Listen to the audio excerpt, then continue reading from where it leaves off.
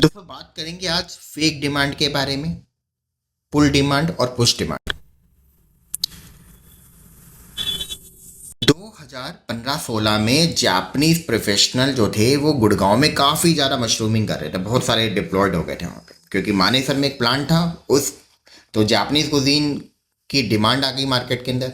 उस डिमांड को फुलफिल करने के लिए गुड़गांव में काफ़ी सारे डाइनिंग और क्लाउड किचन लॉन्च हो गए। उस समय जोमेटो स्विगी डिलीवर्स नहीं करते थे, वो खुद से डिलीवरीज करते थे, तो काफ़ी ज़्यादा अच्छा प्रॉफिट भी बचाते थे।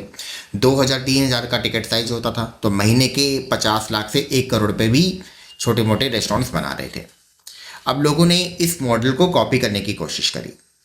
अब जितने लोग गुड़गांव में काम करते थे, जैसे शेफ़ हैं, पीआर है, इंटर्न्स है, मीडिया एजेंसीज है, उन लोगों ने शहर के दूसरे हिस्से में भी जाके बता दिया कि जो सुशीज़ है उसकी मार्केट में डिमांड है, जापानीज़ कुजिन की मार्केट में डिमांड हो रही है। वो डिमांड को, फेक डिमांड को उन्होंने मार्केट में प्रोपेगेंडा फैला के लगा दिया। अब जितने भी किचन इंस्टॉलर थे वो पैसा लेके गायब हो गए। जितने भी जोमेटो ऑन बोर्ड एग्जीक्यूटिव आते थे अपने आप को एक्सपर्ट बोलते थे, और वो भी गायब हो गए। शेफ़ जो रोल्स बना रहे हैं वो भी अपने आप को कंसल्टेंट बोल रहे थे, वो भी गायब हो गए, क्योंकि उनको ये बात नहीं पता कि मार्केट में पुश डिमांड और पुल डिमांड के बारे में अलग अलग धारणाएं होती है।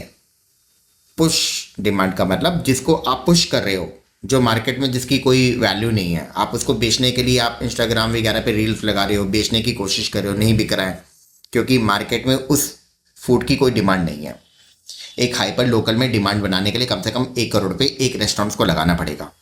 अब वो सारा पैसा रेस्टोरेंट अकेले तो लगाएगा नहीं, तो होगा क्या, अगर 10 लोग मिलके सुशीज बेचेंगे तो वो कंट्रीब्यूशन 1 करोड़ रुपए का जो कंट्रीब्यूशन है वो सभी में इक्वली आ जाएगा। सब मार्केटिंग करेंगे। अगर 100 रेस्टोरेंट्स आ जाएंगे सुशी बेचने के लिए, इसका मतलब मार्केट में वो डिमांड को क्रिएट कर देंगे।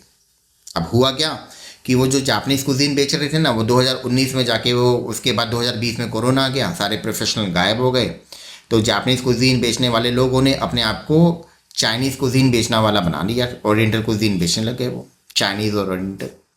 और जितने भी शेफ़ थे वो गायब हो गए। वो उन्होंने शहर के दूसरे हिस्से में जाके बोल दिया था कि यहाँ पे तो जापानीज़ कुजीन चल रही है। कोई पंजाबी बाग में खोल रहा है, कोई वेस्ट दिल्ली में खोल रहा है, कोई नॉर्थ दिल्ली में खोल रहा है, वहाँ पे तो डिमांड ही नहीं है। वो सिर्फ शेफ़ की मनगढ़ंत कहानियाँ थी, जो कंसल्टेंट बन के घूम रहे थे, जो पीआर, जो जिनका एक रील वायरल हो जाता है तो वो अपने आप को एडवाइज़र बोलते हैं कि हमसे आप रील बनवाओ, एडवाइस करेंगे आपको, तो वो भी सब गायब हो गए क्योंकि उनको बेचना नहीं पता, उनको कोई मतलब नहीं है। तो फेक डिमांड और पुश डिमांड के बारे में शायद आपको पता चल गया होगा।